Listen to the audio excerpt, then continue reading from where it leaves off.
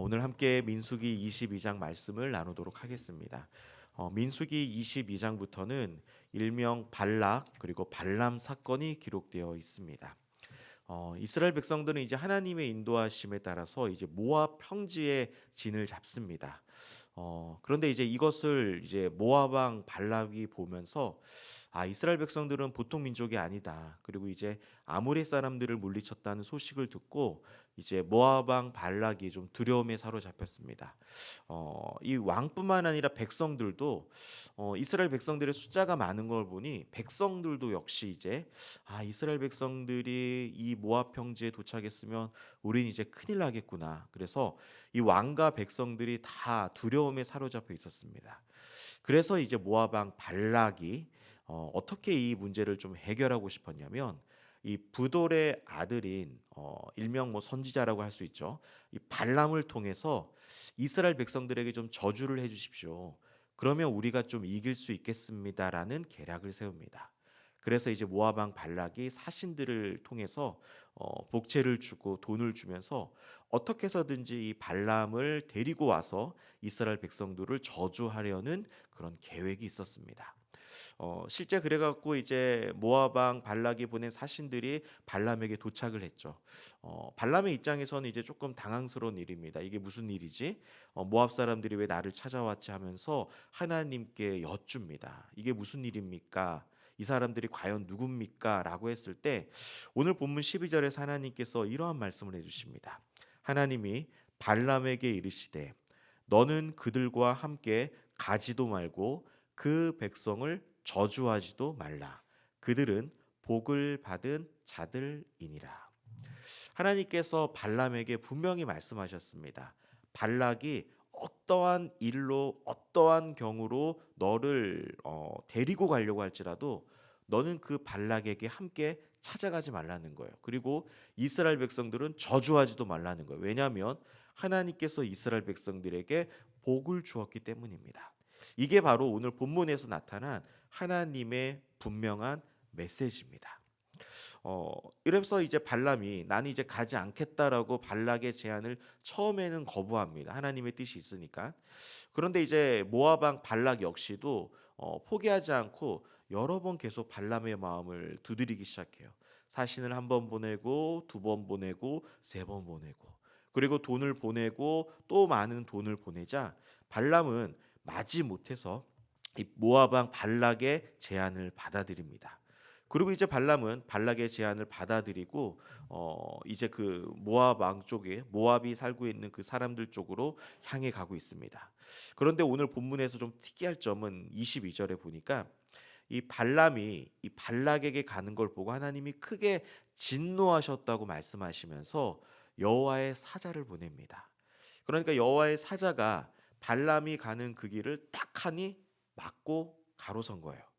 근데 여기서 이제 신기한 것은 말 못하는 짐승인 나귀는요 여호와의 사자를 발견합니다. 나귀가 딱 보니까 여호와의 사자가 눈앞에 서 있는 거예요. 나귀가 눈을 떠보니까 자신 눈앞에 칼을 빼든 여호와의 사자가 눈앞에 턱하니 서 있는 거예요. 그런데 발람은 전혀 보지 못하고 있습니다. 나귀인 짐승은 하나님의 사자를 보고 있는데 사람인 발람은 하나님의 사자를 보고 있지 못하는 거예요. 이를 통해 우리들이 알 수 있는 건 무엇이냐면 지금 현재 발람의 영적인 상태가 완전 맹인이 되었다라는 거예요. 영안이 열려서 하나님의 사자를 보아야 되는데 영안이 닫혀 있으니 하나님의 사자를 바라보지 못한 거예요. 실제 오늘 본문에서 보면은 발람은 하나님은 보지 못합니다.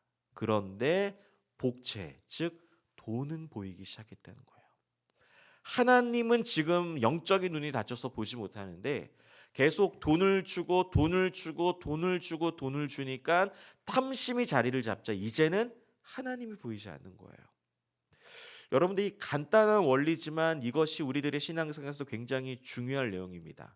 우리들은 하나님을 보고 하나님의 음성을 들어야 되는데 계속해서 유혹이 찾아와서 그 유혹을 걷어내지 못하면 처음에는 그게 유혹이라는 걸 알지만 나중에는 그게 진짜처럼 보이기 때문에 결국에는 하나님이 보이지 않아요. 처음에는 발람도 발락의 제안을 거절했잖아요. 나 못 가겠다. 나는 하나님 백성 저주할 수 없다. 그런데 계속 돈이 오는 거예요. 계속 유혹이 찾아오는 거예요. 그러니까 어떻게 됩니까? 결국에는 하나님이 보이지 않는 거예요.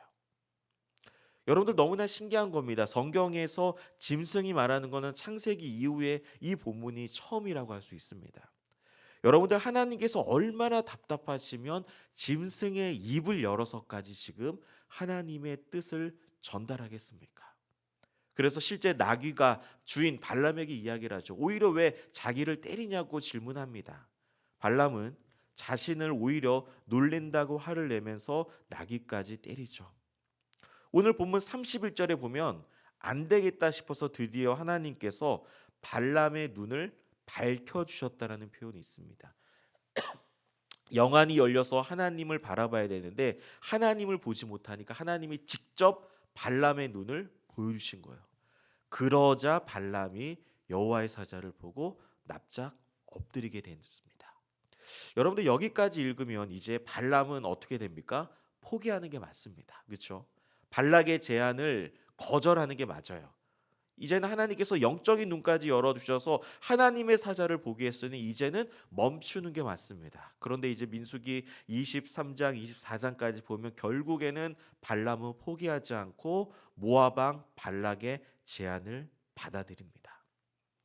오늘 본문을 통해서 우리들이 알 수 있는 건 무엇이냐면 신자들의 삶에는 영적인 눈이 열려 있어야 된다는 거예요. 우리는 이 세상을 바라보면서 눈으로 사람을 보고 세상을 보고 어떤 상황을 우리들은 직접 우리의 육안으로 바라보지만 우리 그리스도인들에는 한 가지 눈이 더 필요하니 그것은 바로 영적인 눈인 줄 믿습니다.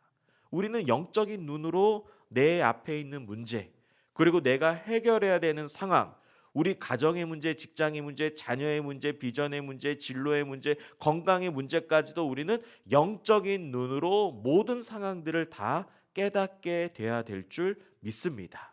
우리들은 하나님이 보여야 됩니다. 말씀이 보여야 됩니다. 그런데 만약에 말씀이 보이지 않고 하나님이 보이지 아니하면 오늘 이 발람처럼 탐심이 자리 잡고 결국엔 욕망에 사로잡혀서 하나님이 없는 사람처럼 살아갈 수밖에 없습니다.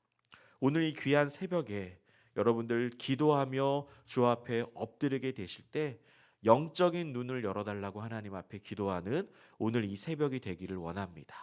그래서 세상에서 요구하는 세상 방식대로 내가 살아가는 것이 아니라 영적인 눈이 열려서 하늘문이 열린 걸 보면서 여러분들의 삶의 자리에서 기도로 승리하는 모든 동산의 성도님들이 되시기를 간절히 소망합니다.